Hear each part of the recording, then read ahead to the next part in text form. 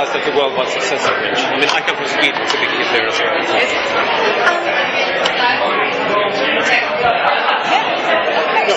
But I think it's a really great show, and I think that it's got. I think there's I don't think it alienates anybody. I think it kind of.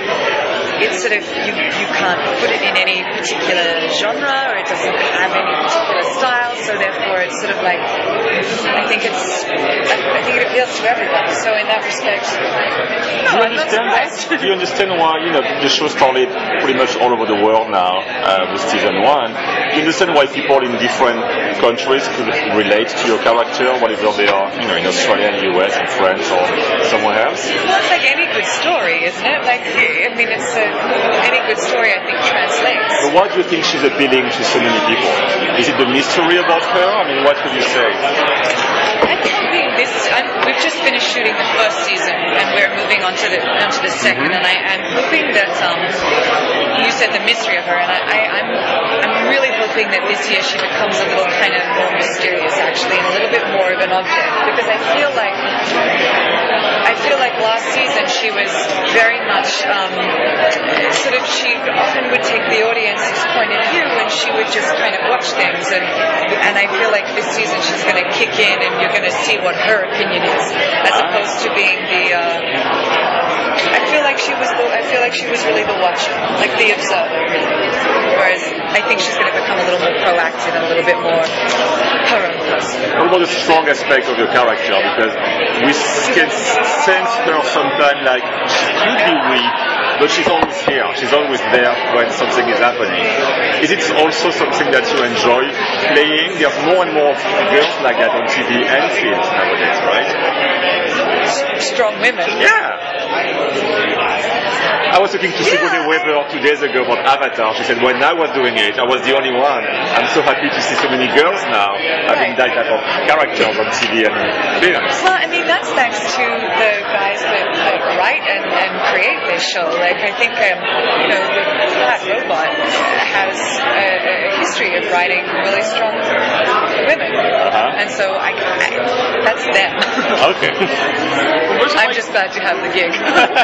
What's it like? I mean, it's such a strong international cast involved with this, which is it's amazing to see that. And I mean, does that make it easier to work? Does it make it more fun? I mean, is there more color to what's going on? I mean, more excitement?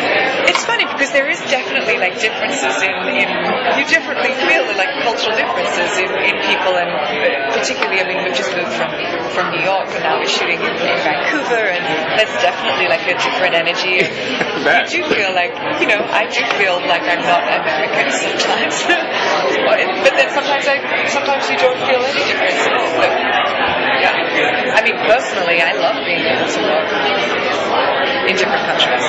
I'm loath to talk about that because I don't know how people feel about, us putting on accents, So what's it like on the set? Is it a fun set? What's going on?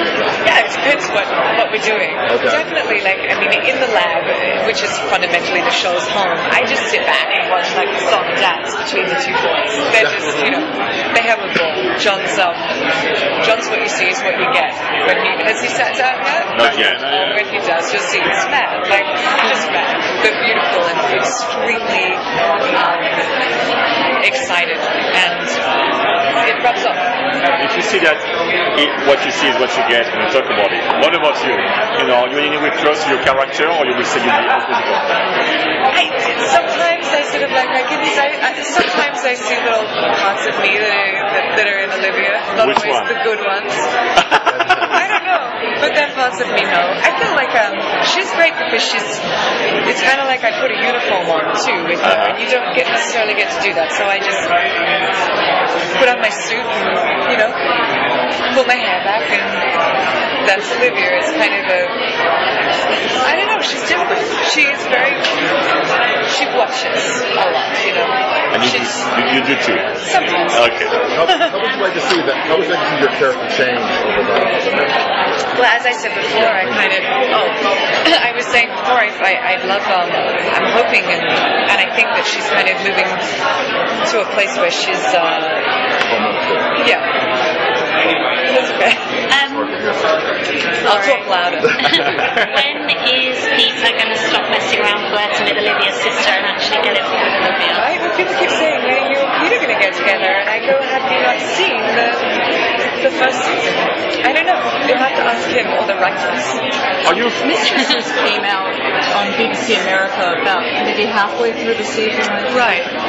It showed people a side of you that they'd only been familiar with this particular program. Was there any kind of difference in the way people acted towards you after that? Because she was so different. I don't know. I mean, when it came out, to tell you the truth, we were working so hard. I don't think any of the people that I worked with saw it. And I haven't noticed it. Nobody's commented. I mean, a few people will ask me about it now, but no, not a huge difference. Were you surprised by the direction the show took towards the end of the season? Olivia obviously played such a huge role in that reveal at the end of season 1. Does that come as a surprise compared to when you signed on to the show, what you thought it would become? With the reveal, with the parallel universe? Yeah. Oh yeah, the whole way through the first season I was constantly going, oh my gosh, where is this going? And I still don't know. They assure me that they know, but I'm out of the loop. So yeah, that was a big, but I was excited by that. I love the concept of the parallel universe. And I'm on their backs, I really very, very much would like to have like an Olivia from the parallel universe. But I don't know if they're going to go with that or not.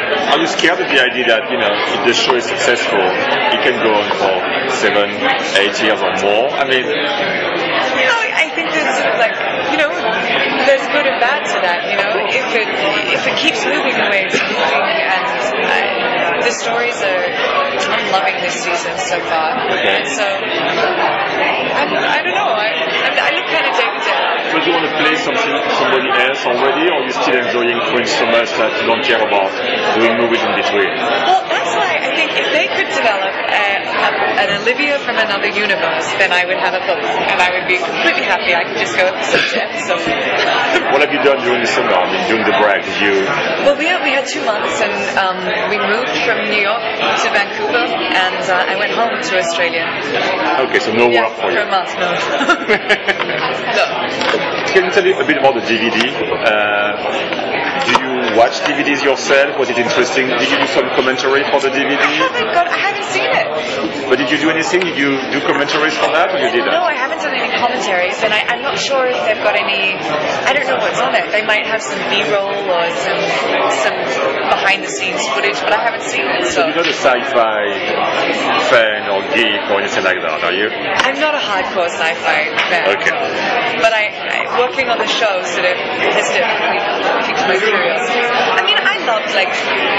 I love one of my favorite books is Neuromancer, which I think probably sits in is a science fiction book. And I keep thinking, because I say I love it, all the elements of Fringe that I love are probably the sci-fi elements as opposed to the monster and the horror and the blood stuff. Good. Thank you, Anna. Okay. Thank you. Thank you.